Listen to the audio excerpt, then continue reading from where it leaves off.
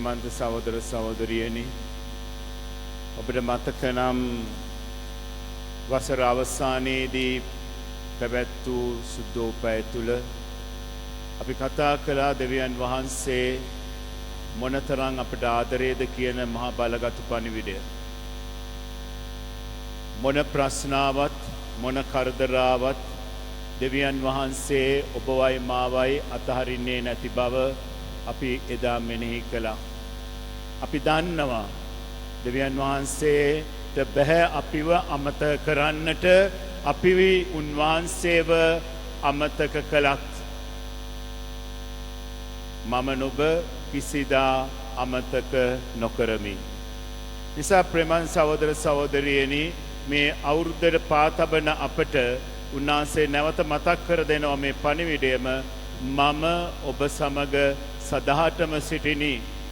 ඔබගේ ප්‍රශ්න කරදරවලදී මම ඔබ සමග සිටින බව උන්වහන්සේ ඔබටයි මටයි මතක් කර දෙනවා. එවනම් ප්‍රේමන් සහෝදර සහෝදරියනි, මේ 2026 වසරේදී උන්වහන්සේ ඔබගෙන් මගෙන් බලාපොරොත්තු වෙන එකම දේ තමයි දිනපතා සුද්ධෝදය පූජා යාගයට සහභාගී වීම. මේ පිළිබඳව අවුරුද්ද පළවෙනි දවසේදීම මම ඔබට ප්‍රකාශ කළා. මොකද පූජාව නැතිනම් අපි ඔක්කොම මැරිලා වැටෙනවා. ප්‍රේමන් සහෝදර සහෝදරියනි, දෙවියන් වහන්සේ ලෝකයේ මවලා තියෙන දිහා බලපුවම සෑම මොහොතකදීම කොහේ හරි ලෝකයේ කොතනක හෝ පූජාවක් පවත්වනවා. අද ලෝකයේ මේ තරම්වත් මේ විදියට තියෙන්නේ ඒ පූජාව නිසායි. මොකද සිදු වෙන්නේ? දෙවියන් වහන්සේ මේ මිහිතලයට වැඩම කරනවා සෑම මොහොතකදීම. හැබැයි ප්‍රශ්නේ තියෙන්නේ අපට දැනෙනවද මේ ජේසුමයි දෙවියන් වහන්සේමයි මේ අල්තාරයේ මතට වැඩම කරන්නේ කියලා. ඒ නිසා ප්‍රේමන් සහෝදර සහෝදරියනි, මම නුඹ කිසිදා අමතක කරන්නේ නැහැ කියලා පොරොන්දුවක් හැටියට උන්වහන්සේ ඊසාය දිවිසරගේ පොතේ උපුටා ගන්නා ලද කොටසේ සඳහන් කරනවා. මම නුඹ කිසිදා අමතක නොකරමි. එනම් මේ 2026 වසරේදී මතක තියාගන්න, හදවතේ ලියා ගන්න, මොන ප්‍රශ්නාවක් මොන කරදරාවක් මගේ දෙවියන් වහන්සේ මාව අතහරින්නේ නැහැ. මා සමගම උන්වහන්සේ සිටින බව. එමනම් ප්‍රේමන් සහෝදර සහෝදරියනි, අපි කුමක්ද කළ යුත්තේ? අපි උන්වහන්සේ කියන දේ කරන්නට ඕන. මොනවද උන්වහන්සේ කියන්නේ? මාගේ මාංශය වළඳන්නා වූ මාගේ රුධිරය පානය කරන්නා වූ තැනැත්තා මා තුල ජීවත් වෙයි, මමද ඔහු තුල ජීවත් වෙමි. යේසුමින් වහන්සේ ඔබ තුල ජීවත් වෙන්නට නම් උන්වහන්සේගේ ශරීරයේ රුධිරය අනිවාර්යයෙන්ම ලබා ගත යුතුයි සෑම දිනකම. අපි හැමෝටම බෑ ඒ කාර්ය කරගන්නට. නමුත් උත්සාහ කෙරුවොත් බැරි කමකුත් නැහැ ප්‍රේමන්ත සහෝදර සහෝදරියනි. මොකද 2026 වසරේදී මොනවා වෙනවද කියලා අපිට තේරුම් ගන්න අමාරුයි. අපි උන්වහන්සේට බාර කරලා උන්වහන්සේ කැමැත්ත අනුව සෑමදෑම සිදු වෙන්නට කියලා අපි යාඥා කරනවා විතරයි අපිට කරන්න තියෙන්නේ. වෙන කිසි දෙයක් නෑ අපිට කරන්න.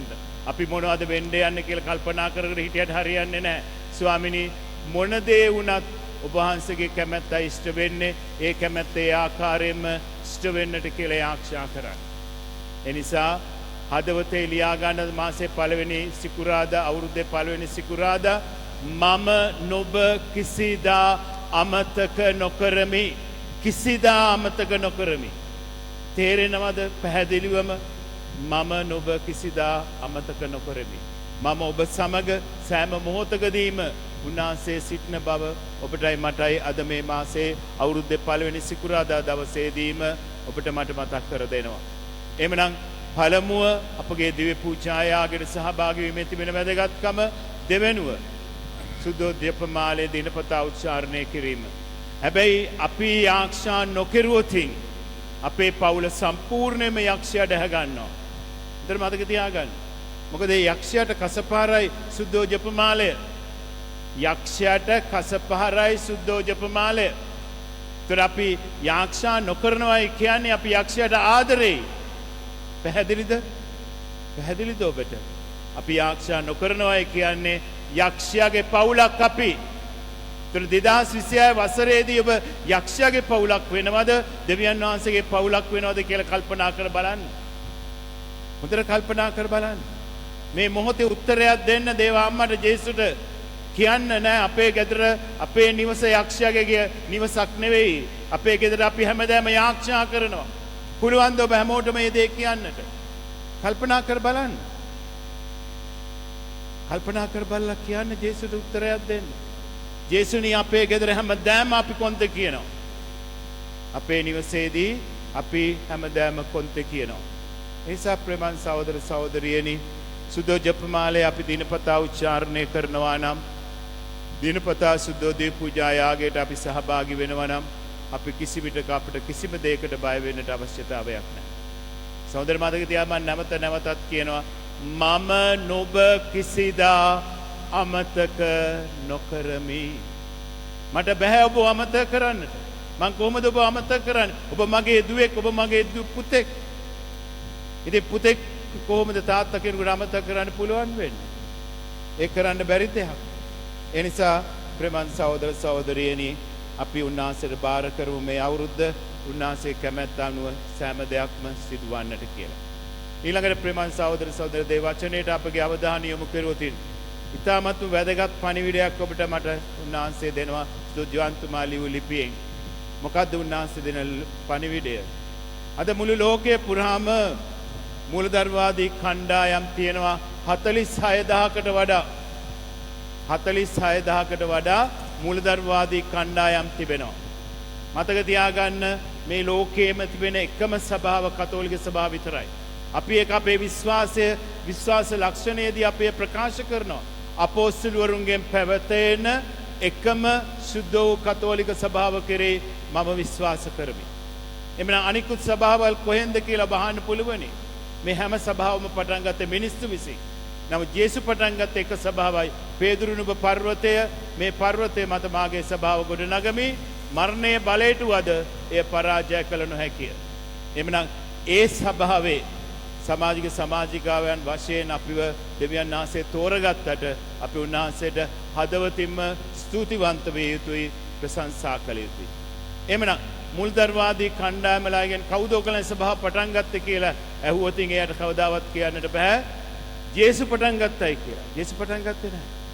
දැන් මේ කණ්ඩායම් අතරින් භයානකම කණ්ඩායම තමයි යෝහා සාක්ෂිකාරයෝ කියන්නේ.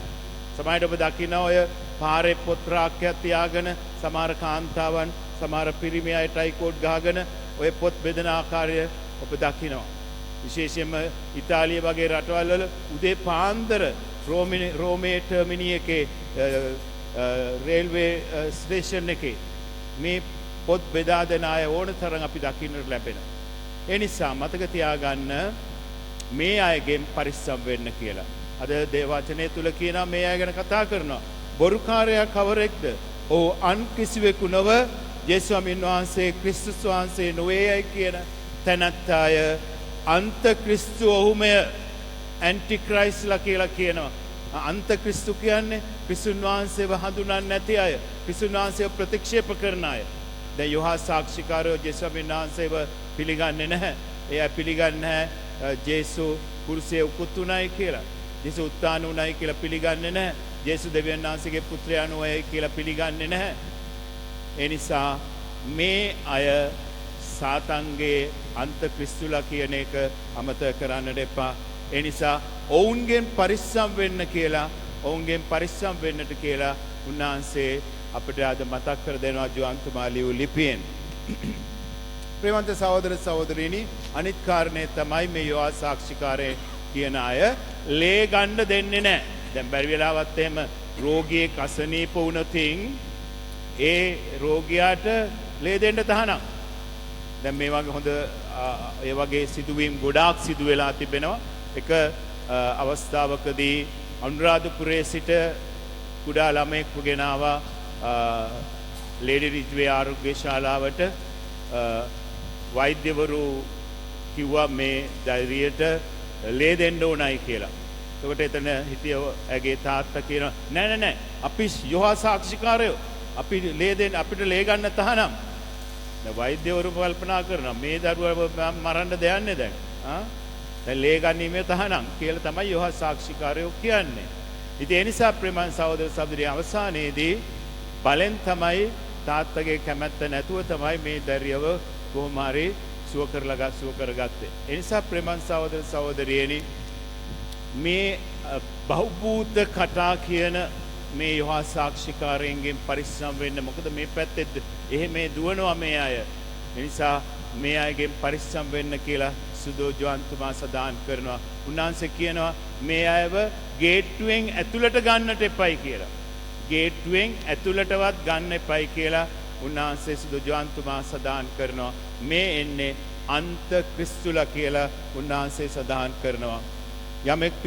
යමෙක් පුත්‍රයන් වහන්සේ පිළිගන්නේද ඔහු පියාණන් වහන්සේත් පිළිගනී.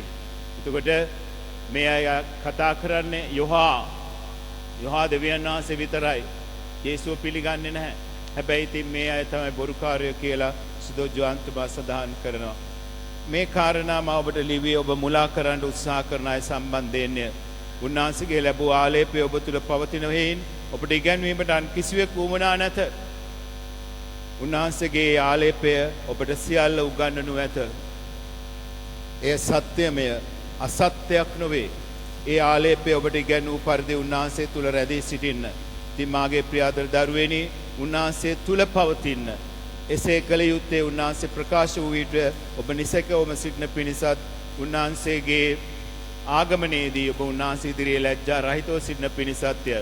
උන්වහන්සේ ධර්මිෂ්ඨ බව ඔබ දන්නා වුනම් අදමිටුකම් කරන සියල්ලන් උන්වහන්සේගෙන් උපත ලබා සිටින බව ඔබට තේරුම් ගන්නු ඇත.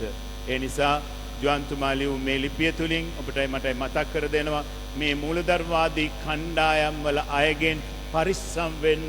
යක්ෂයා එන්නේ නිකන් නෙවෙයි, ඌ බයිබලයක් පිළිල ගහගෙනයි එන්නේ. ඒ නිසා එකම සුදෝ කතෝලික සභාව කෙරේ පමණයි මම විශ්වාස කරන්න කියලා. ඒ විශ්වාසය ඉරිදට විතරක් නෙවෙයි, අපි හැමදාම එය ප්‍රකාශයට පත් කළ යුතුයි. ඒ නිසා ප්‍රේමන් සහෝදර සහෝදරියනි, තිබෙන්නේ එකම සුදෝ කතෝලික සභාවයි. ඒ සභාව හැරෙන්නට අන කිසිම සභාවක් නැති බව ඒ වචනය තුල අපිට මතක් කර දෙනවා. අපි පිළිගත යුත්තේ මිනිස්සු කියන දේවල්ද, සුදෝ බයිබලයේ කියන දේවල්ද, එහෙම නැත්නම් අපේ විශ්වාසය ප්‍රකාශ කරන දේද කියන එක ඔබට මට කල්පනා කරලා බැලිය යුතු දෙයක්. ඊළඟ සුදෝ සුවිශේෂයෙන් විතර ප්‍රේමන් සහෝදර සහෝදරියනි, ජෝහන්තුමාගේ ජීවිතයේ තිබුණු බහැපත්කම උන්වහන්සේට තිබුණා කියන්නේ මමයි ක්‍රිස්තුන් වහන්සේ කිව්වනම් බැරි වෙලාවත් මිනිස්සු ඔක්කොම උන්වහන්සේ වටා එක රාශි වෙනවා. නමුත් උන්වහන්සේ පැහැදිලිවම කිව්වා මම නෙවෙයි ක්‍රිස්තුන් වහන්සේ. මම උන්වහන්සේගේ පාවාන් මට මුදන්නටවත් සුදුස්සෙක් නොවේ කියලා. ඒ නිසා මේ 2026 වසරේදී අපිට මේ ඉතාමත්ම අවශ්‍යයි. මොකක්ද? humility. බහැපත්කම අපිට අවශ්‍යයි. සුදෝ පෞස්තිනාතුමියට ජේසුස් ස්වාමීන් වහන්සේ ප්‍රකාශ කළා humility, again I say humility. බහැපත් වෙන්න මම නැවතත් කියනවා ඔබට බහැපත් වෙන්න කියලා. සුදෝ පෞස්තිනාතුමියට කියනවා දුව මැට් පාපිස්සක් වෙන්න කියලා. ඩෝමැට් පාපිස්සක් වෙන්න කියලා උන්වහන්සේ ප්‍රකාශ කරනවා සුදෝ පෞස්තිනාතුමියට. ඒ නිසා මේ 2026 පුරාම අපි බහැපත් වෙලා අපි පාපේ පිළිගත්තොතින් අපිට සමාවක් ලැබෙනවා. එහෙම නැතුව ගියොතින් අපි විනාශ වෙනවායි කියන ඉතා පැහැදිලි. ඒ නිසා අඩුම වශයෙන් මාසෙකට සැරයක්වත් පාපුච්චාරණය කරගන්න, අධිෂ්ඨානය කරගන්න. ඒ පාපුච්චාරණය කරන්නට නම් ඔබ බහැපත්ව පිළිගන්නට ඕන තමාගේ පාපේ කුමක්ද කියලා. ඕනෑම පව්කාරයකට දෙවියන් වහන්සේ සමාව දෙන්න සූදානම්. මේ ලෝකේ ඉන්න ලොකුම පව්කාරය ඔබ වෙන්නට පුළුවනි. ගබ්සාවන් 3-4 කරලා තියනවා වෙන්නට පුළුවනි. මිනිමරුවෙක් වෙලා වෙන්නට පුළුවනි. ඒත් ඔබට දෙවියන් වහන්සේ ආදරේ. උන්වහන්සේ කවදාවත් ඔබ අතහරින්නේ නැහැ. ඒ නිසා උන්වහන්සේ ඔබයි මා යනකම් බලාගෙන ඉන්නවා අත් දෙක දිග අරගෙන. අනේ මගේ පුතා මගේ දුව තාම ආවේ නැහැනේ මා ළඟට සමා වෙන්න කියන්න. එහෙමනම් උන්වහන්සේ බලාගෙන ඉන්නවා අපි එනකල්. උන්වහන්සේ ඉදිරියට ගිහිල්ලා කියන්න සමා වෙන්න කියලා. ඒ නිසා 2026 වසර ආරම්භයේදීම හොඳ පාපොච්චාරණයක් කරගන්න අමතක කරන්නට එපා. ඒ වගේම අඩුම වශයෙන් මාසෙකට සැරයක්වත් හොඳ පාපොච්චාරණයක් කරගන්න උත්සාහ කරන්න. සුදෝ දෙවන පාරිශුද්ධෝත පියතුමා සතියකට වරක් පාපොච්චාරණයට ගිය බව ඔබ දන්නවා. ඒ නිසා අපෙන් උන්වහන්සේ ඉල්ලා සිටින අඩුම වශයෙන් මාසෙකට සැරයක් පාපොච්චාරණය කරන්නට කියලා. මම සති දෙකකට සැරයක් කොහොම හරි පාපොච්චාරණය කරගන්න උත්සාහ කරනවා. ඒ නිසා ප්‍රේමන් සහෝදර සහෝදරි ඔබගෙන් ඉල්ලා සිටින්නේ ජේසුස් දෙවියන් වහන්සේ ඔබගෙන් ඉල්ලා සිටින්නේ පාපුච්චාරණය නොකොට ජේසුව ලබන්න එපා. අපි ගොඩාක් දෙනෙක් ඒ දේ කරනවා, ඒ වරද කරනවා. එහෙම කරන වරදට මොකද්ද වෙන්නේ? අපේ ආත්මය අපි මරා ගන්නවායි කියලා සුදු පාවුලතුමා කොරින්තුවන්ට ලියලා දෙලිපිය සඳහන් කරනවා. ඒ නිසා ආත්මය මරාගෙන වැඩක් වෙන්නේ නැහැ. ඔබ පව් පිටින් ජේසුව ලබන්නට එපා. හොඳට මතක තියාගන්න. මොකද ඒක ඉතාමත් වැදගත් වෙන්නේ. මොකද පව් කරන තැනත්තා යක්ෂයාට අයිති. එතකොට අපි ජේසුව ලබා ගන්නවා නම් පාපුච්චාරණය නොකොට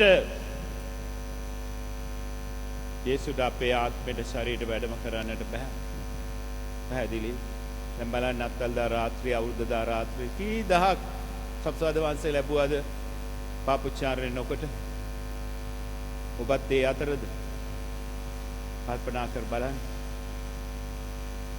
ඒ නිසා 2026 වසරේදී අවම වශයෙන් මාසකට සැරයක් පාපුච්චාරණය කරගන්න. අන්න එතකොට මොන දුර්පරීක්ෂා පැමිණියත් ඒවාට මුහුණ දෙන්නට හැකියාව අපිට දෙවියන් වහන්සේ විසින් ලබා දෙනවා. ඒ නිසා මතක තියාගන්න 2026 වසර පුරාම ගොඩාක් ආරක්ෂා කරන්න, හැමදාම පූජාවට එන්න, හැමදාම කොන්තේ කියන්නේ ජපමාලේ උච්චාරණය කරන්න ගෙවල් වල. අන්න එතකොට අපිට කිසිම විටක බය වෙන්නට හේතු ගන්නේ නැහැ. මම නුඹ කිසිදා අමතක නොකරමි. අවුරුදු අවසාන වෙනකල් අමතක කරන්නට එපා මේ වචන ටික. මම නුඹ කිසිදා අමතක නොකරමි.